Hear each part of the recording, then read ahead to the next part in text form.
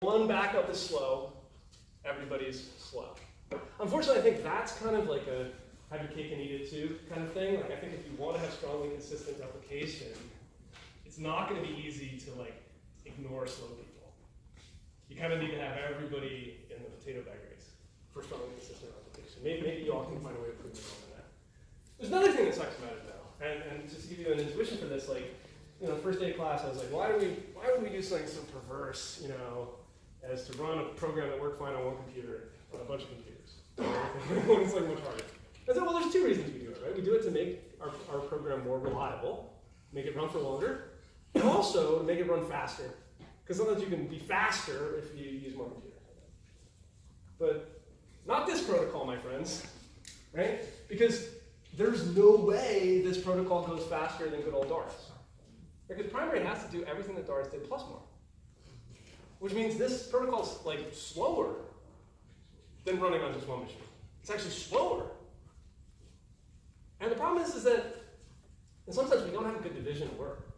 Primary's doing all the work, serving all the writes, serving all the reads, doing all the acknowledgments to clients, doing all the storage. Right? Whereas the backups, they're doing storage. And they're doing acknowledgments to the primary. But that's it. So primary's doing all the hard work. Primary is having TCP incast collapse because there's millions of clients, it's hammering on it. And as we saw before, it's really tempting to ask, and a lot of smart developers do it. There's a lot of time this way. Say, shit, man, like, couldn't we let these backups like do a little more work? Couldn't we defer like some of the read requests to the backups? And as we saw, you could do that, but you would sacrifice strong consistency. And maybe that's okay. Maybe you live in a regime in which I need my writes to be strongly consistent, but I don't mind reading stale data. And in that case, you could offload some of your read-only. If you had a read-heavy workload with infrequent updates, maybe that would be okay. But it's tempting to ask, can we do any better than that? Can we take any of these roles and take them off the primary shoulders? Can anybody help with any of that stuff? Anybody have a thought? Read some chain replication of it? That's the idea. That's the idea. But what do you think that means? We can't remember. We're going to be consistent with my terminology. You can only rub the protocol on something. You study the protocol and you understand it. You understand that it's orthogonal to the thing that you're flavoring with it, right? You can't just take a protocol we haven't studied and rub it on something. Like, what does that even mean? Yes.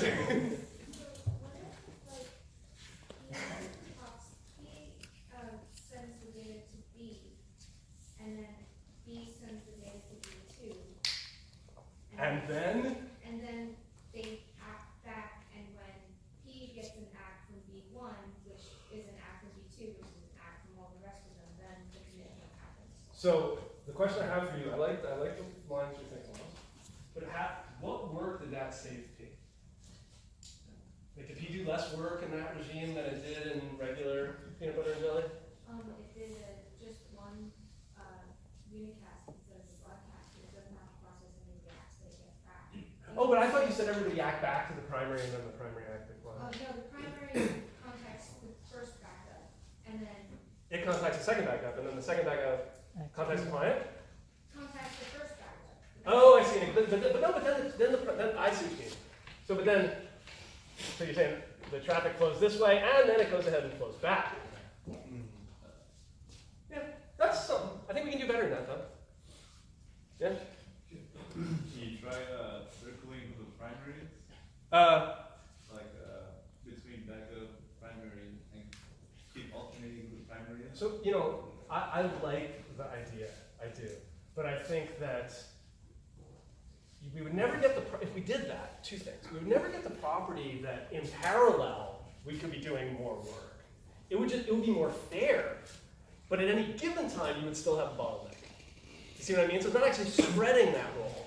It's spreading it over time, but not over space. The other issue is that doing that essentially is a view change, and because during a view change there's a bunch of like recovery and cleanup that you need to do, the overhead of moving around that role might be too high in practice. But I think it's a really nice idea, and you do see a lot of work along these lines in modern work on consensus systems where you're trying to be as dynamic as possible, and you're trying to master certain pieces of data in one place and in another, and reduce conflicts. I think it's a pretty neat idea. So replication is very similar to what we had described over here, just a little bit more optimized. So we're going to, instead of having a single distinguished node called the primary, we're going to have two distinguished nodes called the head and the tail. And at a really high level, the idea is we're going to take the job of the primary, and we're going to partition it across the head and the tail. The head is responsible for handling writes and deciding the order in which the writes happen. And the tail is responsible for handling reads and determining when the reads happen with respect to the writes that the head has decided on the ordering of. And then in between them, we have some number. I'm just going to write one, but it could be just some number of backup nodes. This would be B1, B2, but let's just keep it at 3. And so the idea is when a client wants to do a write, okay, and I'll do a Lamport diagram too, but I like to draw the picture because to show that it's a chain. The client says x equals 1, and as you said, the head is going to communicate that write to the backup, and the backup is going to communicate that write to the tail. And just as in primary backup replication, they're going to write them down pretty much right away. And when the write gets to the tail, we're going to say, okay, that's the commit point. Just like in primary backup replication, when the write gets here, we know that the write has been stored on everybody's disk. And if anybody dies, we can get back to a good place, right? And then, anybody ever thought about what the tail might do to make things really fast? X to the client. It just goes ahead and acknowledges the client. Right? And when a client wants to do a read, what do you think it does? Talks to the tail. It just asks the tail, right? Because the tail knows everything. All that read traffic that the client used to have to handle, that the primary used to have to handle, the tail handles now. Right? Let's draw the Lamport diagram.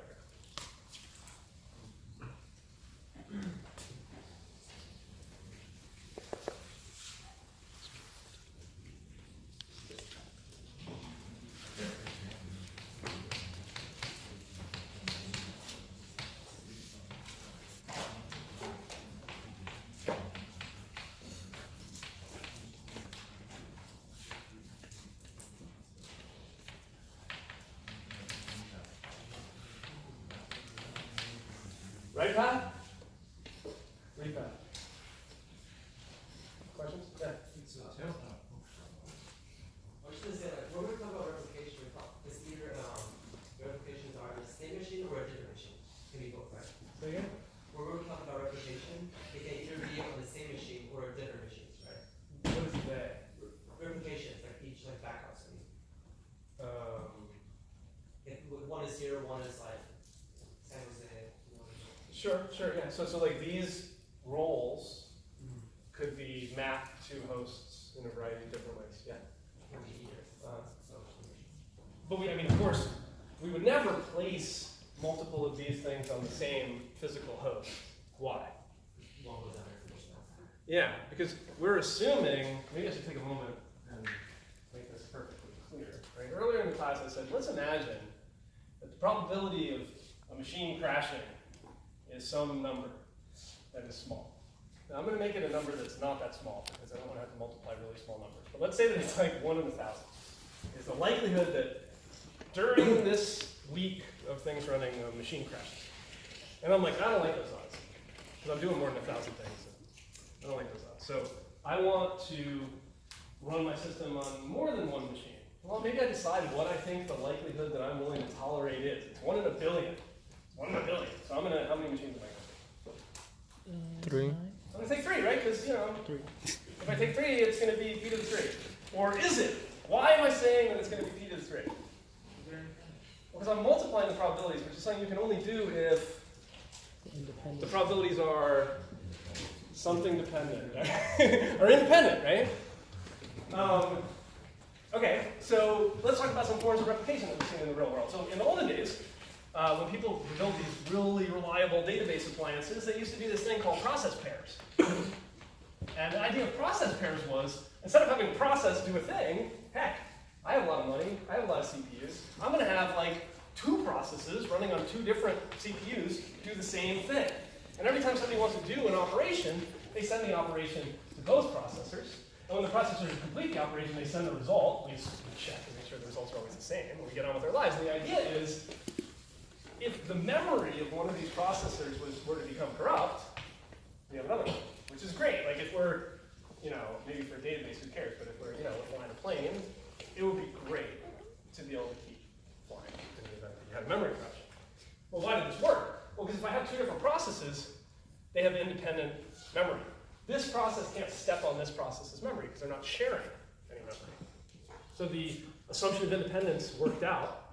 But when you say independent, you have to say independent with respect to what? In this case, it was independent with respect to memory. But if this computer housing both of these cores were to burst in flames, the fact that I was running my program on multiple cores doesn't give me that much comfort, right? So process pairs gives us independent memory. That's better than nothing, right? Running on different physical hosts gives us independent physical hardware. So we think it's extremely unlikely that some correlative failure could burn out my bus and your bus for some random reason, right? But that's scant comfort.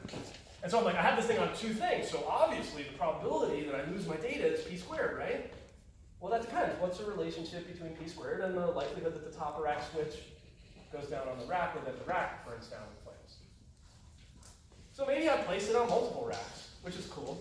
But then I'm making this assumption that the racks are independent, which isn't true because they probably share a power supply. They certainly share the same data center, which could be knocked down in a tornado or something like that, right? So if I want real independence, I put at least one of those replicas on a rack in a completely different data center on the other side of the world. But of course, the world could be hit by a comet. So this is all just to say, that this kind of reasoning assumes independence, and we have to be very clear about what our assumptions about independence are. This one is a particularly difficult one because a great many enterprises use Amazon's cloud, EC2, to host their stuff. And EC2 gives you this illusion of I have these availability zones, availability zone 1 and availability zone 2. And just based on the name, it kind of gives you the impression that these availability zones are independent. And so as long as you put some of your replicas in a bunch of availability zones, you'll probably be all right. No, because like Amazon uses common infrastructure to manage the configuration, for example, of these availability zones. So if they push some bad JSON, all the availability zones are down, right? So in some sense, it's really hard to own your availability in the cloud world because it's very hard to reason about what resources are actually independent. In particular, in Amazon, they won't even tell you if these two nodes that I have rented are on the same rack or not. They won't tell me. I could try to, have them ping each other to try to figure out, but All right, so that was. They try to make it really hard, right? To reason about even is this disk that I'm reading, is it in the same computer as my processor, or is it on the other side? And they do weird obfuscation stuff. Yep. Okay, so that was a sidebar, but it was an important sidebar to have around independence and what it means when we talk about probability spreading. Okay, and we have 10 minutes left. So here's a question for y'all. Chain replication. Is it fast or slow or what compared to primary backup? Compare it with primary backup. Is it a good thing? Yeah.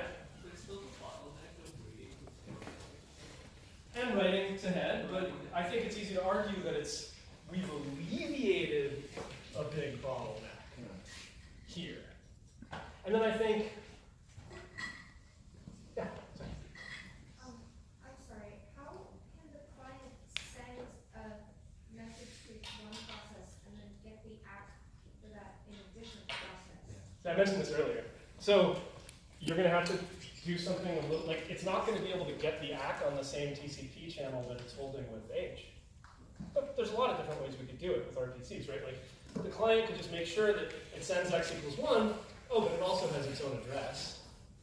And now the tail can address the client. Now, you might have to poke a hole in the net, right? There's a bunch of little things you might have to do to make it work. But the bottom line is the client is, if we assume the client is addressable, or that there's an application server that's addressable that the client can connect to, then this just works. Yeah? In chain replication, how are we maintaining total order between reads and writes? Great question. Great question. Let's answer that before we get to the question I really want Bill to answer, which is is it fast or slow, and who cares? But what do you think? So Chain replication is strongly consistent, trust me. Ergo, it establishes a total order over all operations. How does it do that? That's the question. Yeah? What are variables of the tail?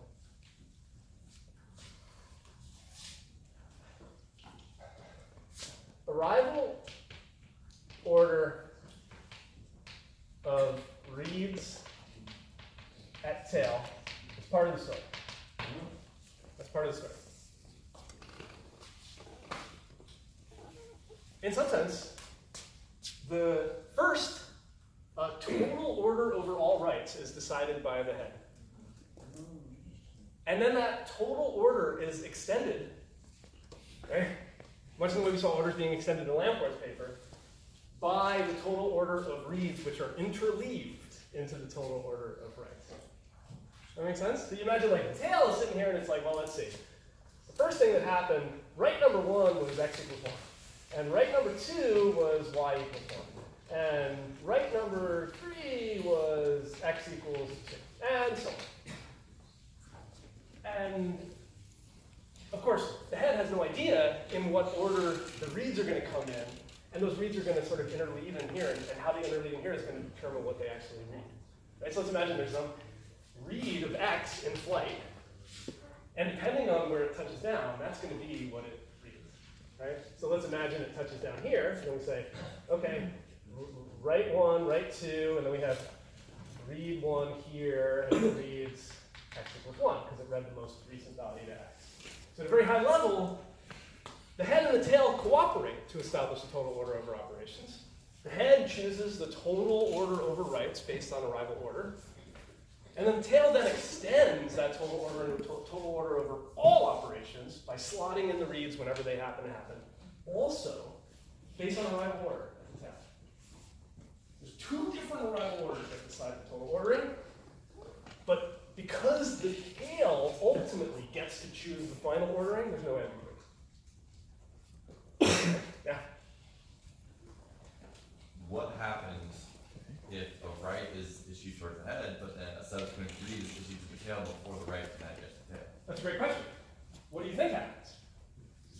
It reads the previous one. It's fine, right? Because that read then touches down before the write's order is known. So it surely comes before the write.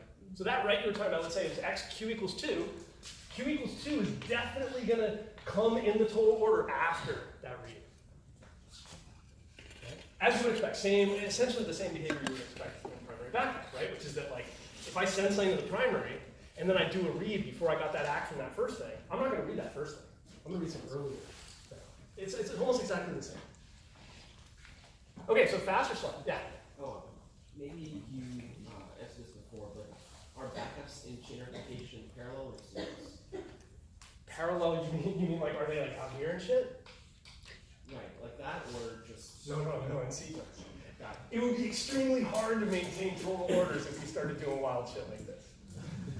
I mean, maybe you could, but it seems wild. Now, people have talked about hybrid protocols between chain replication and primary backup. I invite you to trod that insane path. But please, before we leave, this is important.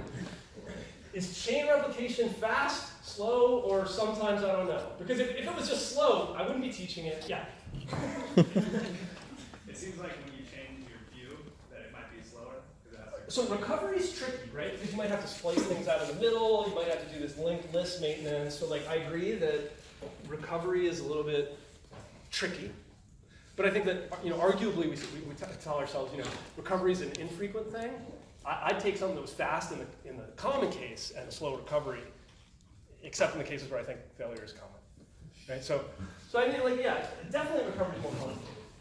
But like, would you think that primary backup would be faster or slower?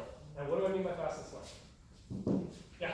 I think it's faster because if you send a message with the primary backup, you have to send 1, 2, 3, 4 messages. But with the chain replication, you only send 1, 2, 3 messages. Well, what makes you think that fewer messages means faster? And what do we mean by faster? It seems like you're talking about latency. And so I wouldn't expect sending fewer messages necessarily means lower latency. Let's talk about latency. Yeah? I was going to say it's higher throughput because you can send wide and reads. Exactly. So because, like, the fact that the primary was doing all the work meant that it was a bottleneck. When we say that it was a bottleneck, we mean the throughput of the system was limited by the capacity of the primary. So the fact that we're taking the work that the primary did and spreading it over two computers is definitely going to increase the throughput. And in fact, in a mixed workload where reads and writes are roughly equally distributed, we would expect it to like 2x, maybe 2x the throughput. So that's great. It's great for throughput. Everybody can see why, right? Because we're like, there's no node who's doing all the work. Now there's 2 nodes doing all the work. You can do twice as much work. That's sick, right? What about latency though? Yeah. Well, actually, latency can increase because, say, if you have the primary in the primary backup model, like if it says it always takes an X to go from a primary to a backup, and from playing the nodes to the client, then for the primary it would be 1x for applying the primary, and then 1x for primary to all the backups, and 1x from all the backups to the primary. Yeah, I would just, the only adjustment I would make to that is because there's variable latency, you would sample from the maximum of that distribution. You would say like if there's 4 backups, it's going to be the maximum latency between the primary and some one of those backups. And so you would expect that as you add backups, variability increases in latency, but overall end-to-end latency is like not increasing that much, right? But it's increasing. Whereas, so you're absolutely right. Whereas in chain replication, the latency is expected to be what? The sum of the latencies on the chain. Latency penalty, latency penalty, latency penalty. And the more things I add to the chain, the more I expect the latency penalty to increase linearly, right? So long chains suck. Chain replication, broadly speaking, sucks for latency. Because what do you want? Do you want the slowest out of 3 things that all take roughly the same amount of time? Or do you want the sum of the latencies of 3 things that all take roughly the same amount of time? And so this is a great example of what I was talking about trade-offs. So for what kinds of workloads would you choose chain replication over primary backup? I think we're out of time. So food for thought. It's going to turn out that neither of these is the right fit for every scenario. Whereas knowing something about your expected distribution of writes and reads or your workload can help you make the right.